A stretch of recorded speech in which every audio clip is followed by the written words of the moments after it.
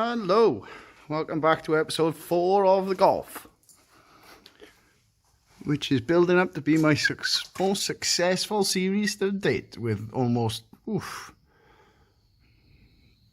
literally 100 views on some of the videos, so thank you very much for watching. You've seen, hopefully episode 3 should be out now, so you've seen we've dealt with that side as far forward as we can go. Didn't fail the MOT on this side. This was all covered in under seal and is pretty crappily dappily. I haven't done hard about it for ages, but we're gonna have to go in here and to do this later. You got to take the back axle off again, and we could make this as nice as the other side. Now we've learned what we've learned. There's one area left to do on this side, which is this outer section, but I'm waiting for a new tie, which should make this quite a lot nicer and quite a lot easier, but the DHL guy seems to have got lost, so hopefully that'll be here in the morning. So in the meantime, what I'm going to do is take off this horrible repair this side, same as what we did the other side. I'm not going to show you it all in depth.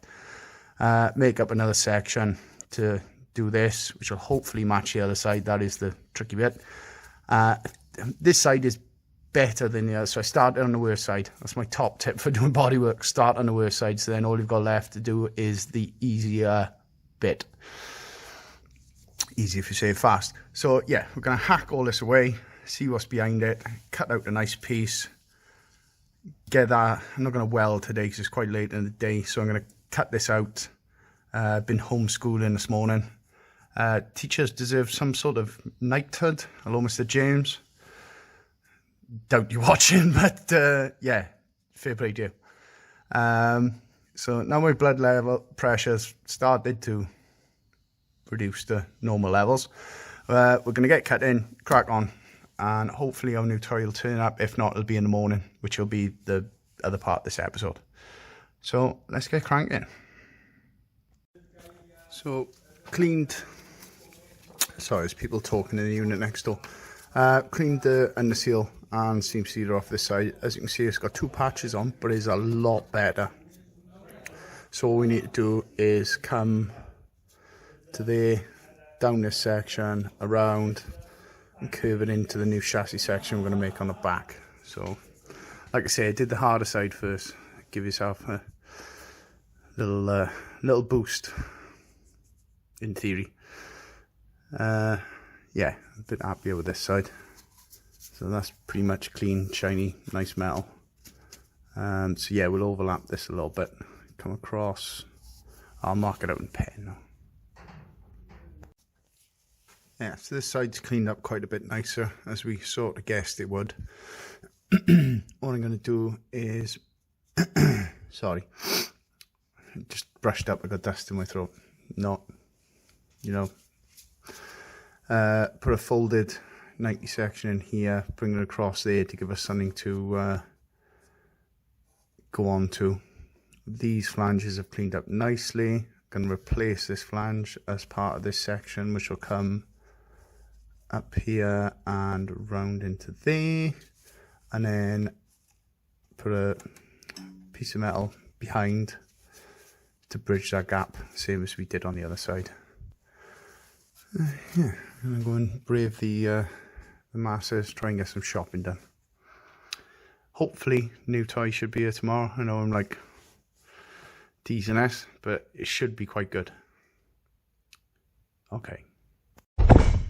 New toys finally arrived.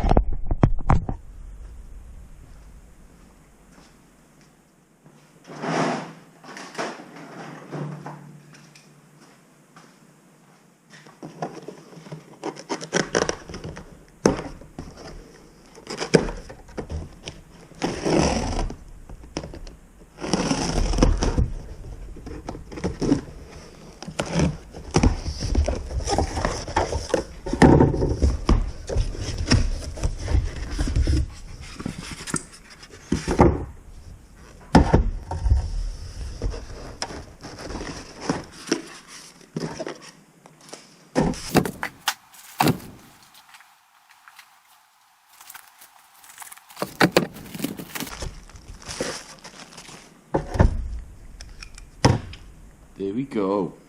Shrinker stretcher. So, no instructions on.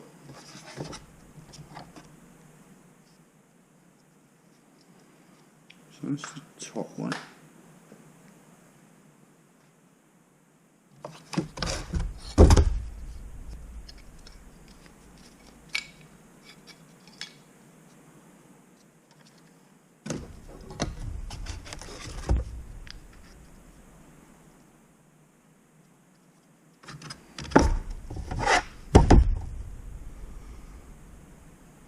But we'll come back.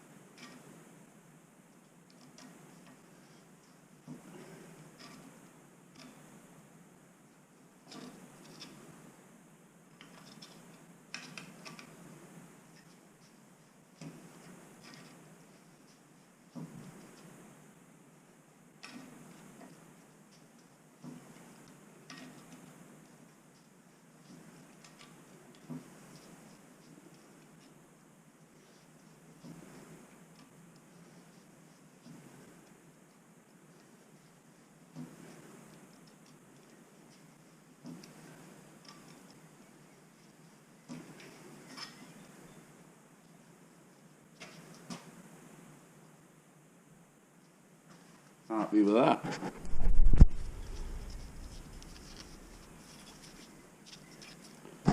So once you've got the hang of it, you know what you're doing. New toy is the dog's danglies.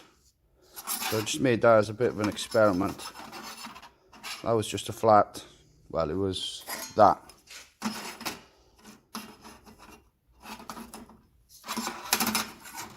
You can see it bunches it up. It's pretty flat, to be fair. Yeah, started off as that. So yeah, that is brilliant. So I'm going to fold up some 90s, so I got some, and then we're going to have a look at our wheel arch on the driver's side. And the plan is to weld 90 to the back of it, then I can stretch it and hopefully it'll mould the wheel arch to the shape I want. Obviously I've had an English wheel, which now I got to learn how to use an English wheel, which I'm sure is not as easy as the way I'm saying it. So yeah, cut some more strips and see how we do. Just popped in to empty my car, and with the shrinker stretcher, so I thought I was going to have to weld down this edge and put a flange on it, but with I'm putting more, this spot welder is a bit, it's not quite powerful enough for this thickness of metal, so I'm putting more spot welds than strictly should be there, but I think it is holding. So I'm going to spot weld around this edge. I'm going to need to take a bit off this and then weld these gaps up, and then also I've had to do relief cuts to get the bend in the two directions that we needed. But yeah, the new shrinker thing looks like it's going to be the buy for things like this. Say that's an experiment I did, which I'm pretty happy with. It's perfectly straight. So this is the shrinker and that's the stretcher. Yeah, happy days. And we're back. So there's been a bit of a delay, a couple of days, weekend, childcare issues, you know what it is. This is where I've notched it to get the curve right. I was going to weld that up, because this flange, word of the day, is slightly too big. Thinking about it, I'll cut that down first, to make sure that our curve is right. Then I'll weld it up. And then we've also got to finish spot welding there and weld up these relief cuts that we did. Again, yeah, we will do that after we've got it to fit on the car. Back in a sec. Saw it again somewhere. Tidy these welds up a bit more. Needed to increase the size of this. I need to come up a bit higher into this area here. But we got a pretty good transition from old to new there. That needs to go like that, and that'll be flush.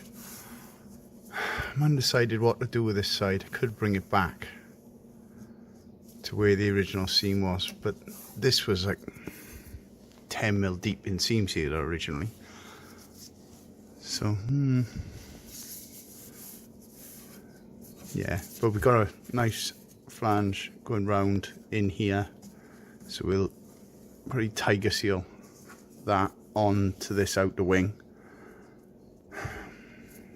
and then let that go off, weld across the top, and then fill these holes. I think that's our plan anyway. Yeah, it's quite a bit more involved and complicated than what needs an English wheel to create the double. But then, like I said before, I then need to learn how to use an English wheel, which I think that's one of them lifetime skills that you need to be using one since you're about 8. I haven't really got that time. But yeah, I need to take a little touch off this edge, so I've got a gap to weld up. And there's a couple more wedge cuts in this 90-degree piece, which I need to weld up as well, so this nice and smooth on the inside. But we're getting it. No rust underneath, and this should look pretty when it's. What I'll probably do is take this under seal off up to an edge, and then I can just seam seal, re-under seal. I've got to work. Not really very happy with this. I have to work something out for that. We're getting it slowly.